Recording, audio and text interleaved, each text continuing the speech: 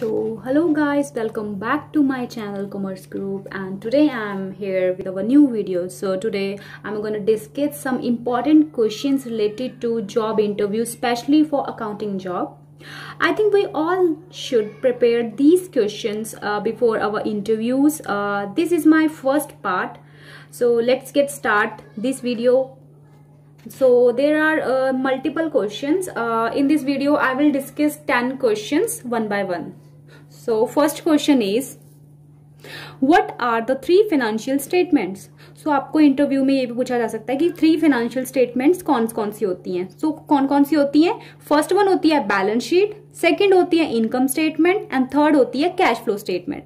So balance sheet shows a company's assets, its liability and shareholders equity.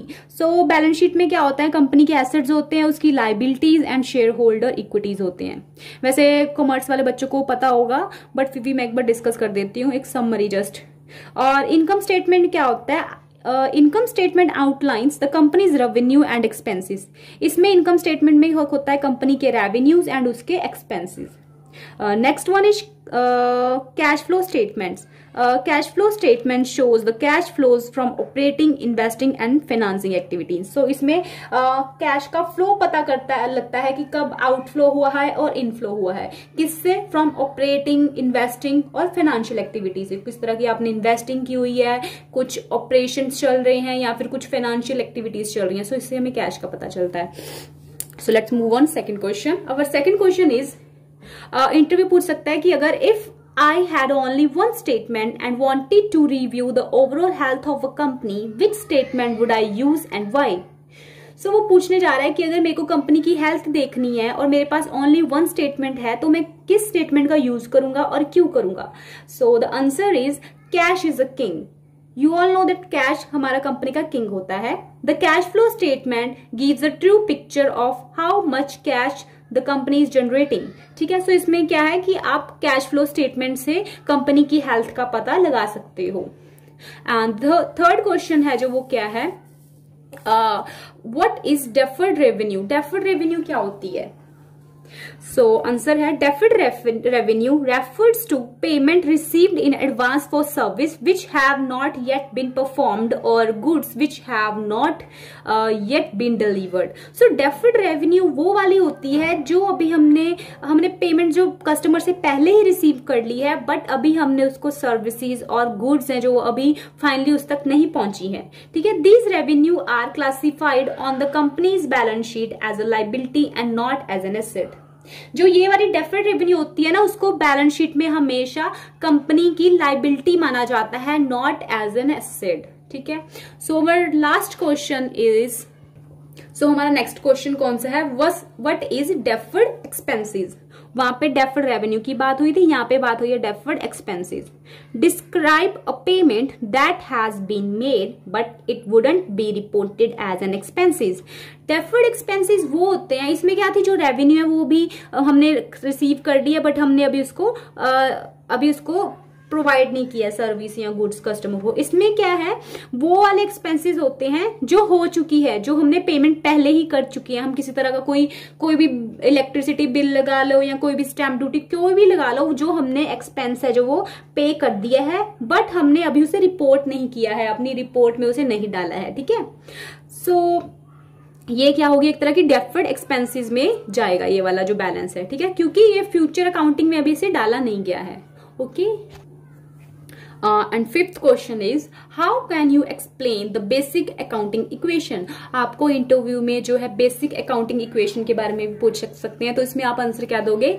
Assets is equal to liabilities plus owner's equity. जितने भी assets है वो किसके equal होंगे? Liabilities जितनी होगी कंपनी की और प्लस ऑनर की जो इक्विटी होगी उसके इक्वल होगा. ठीक है, so sixth question is, what are the common error in accounting? कि अकाउंटिंग में कौन कौन सी कॉमन एरर्स हैं जो देखने को मिलती हैं. सो इसमें आप आंसर दोगे, errors of omission, errors of commission, errors of principal.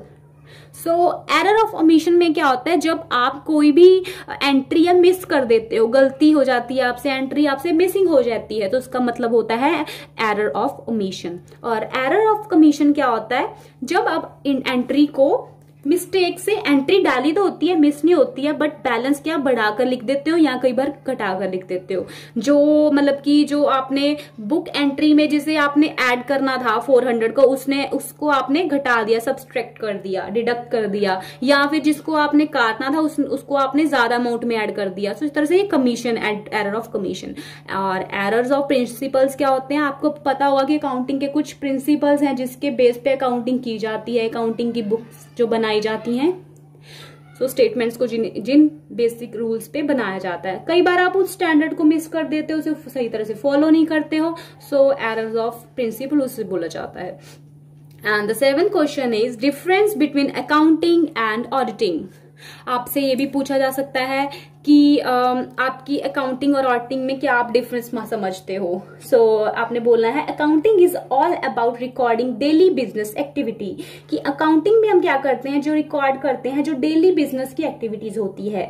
While auditing is the checking, auditing क्या एक तरह की चेकिंग है, that whether all these events have been noted down correctly और नॉट। ऑडिटिंग में देखा जाता है कि जो डेली बिजनेस की एक्टिविटीज हैं वेदर वो उसे जो बुक में है उसे नोट किया गया है या मिस तो नहीं किया गया, तो इसमें ऑडिट किया जाता है। ठीक है। And next question is, our 8th question is define fictitious assets. Fictitious assets कौन से होते हैं, आपने आंसर देना है। Fictitious assets can not be shown और टच, इन्हें हम शो नहीं कर सकते हैं, इन्हें हम टच नहीं कर सकते हैं। ओनली फील, इसे हम जस्ट फील कर सकते हैं। क्या होता है, जैसे कि गुडविल है, एक तरह का कंपनी का गुडविल एसेट है, बट क्या है, इसे हम टच नहीं कर सकते ना, so that's why it is a fictitious asset. Next one is rights. Rights होते हैं जो कंपनी के पास, वो भी एक तरह का फिक्टिशियस एसेट में ही आते हैं। 9th क्वेश्चन है what is difference between inactive and dormant account. So इसमें क्या डिफरेंस होता है। इनएक्टिव अकाउंट कौन सा होता है, इनएक्टिव वो होता है जिसको जो अभी क्लोज है अकाउंट, बट फ्यूचर में भी क्या है, ये बंद ही रहेगा, इसकी कोई पॉसिबिलिटी नहीं रहेगी कि ये फ्यूचर में हम ओपन करेंगे, जैसे परमानेंट एक तरह का बंद हो जाता है inactive account. And dormant account कौन सा होता है, डोरमेंट अकाउंट उसे बोलते हैं जो अब इस टाइम तो फंक्शन नहीं कर रहा, जिसे हम नहीं यूज कर रहे हैं। ठीक है, बट फ्यूचर में इसे हम यूज कर सकते हैं। ठीक है, अभी ये नहीं चल रहा है, बट फ्यूचर में इसे चलाया जा सकता है, और इनएक्टिव अकाउंट को हम नहीं चला सकते हैं।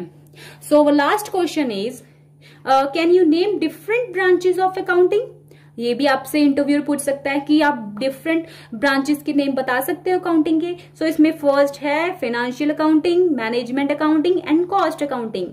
फाइनेंशियल अकाउंटिंग में क्या होता है, फाइनेंस है जो कंपनी के जो फाइनेंशियल स्टेटमेंट्स है, लाइक बैलेंस शीट हो गया, cash flow statement, revenue statement, इसको क्या किया जाता है, जनरेट किया जाता है, बनाया जाता है। और मैनेजमेंट अकाउंटिंग में क्या किया जाता है, उन अकाउंट्स को मैनेज किया जाता है प्रॉपर वे से।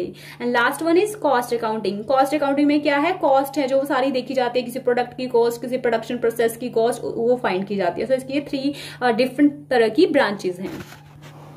So that's all it. I hope this video will be helpful for you to get a better accounting job in the future. I will be prepared some more notes and videos for you.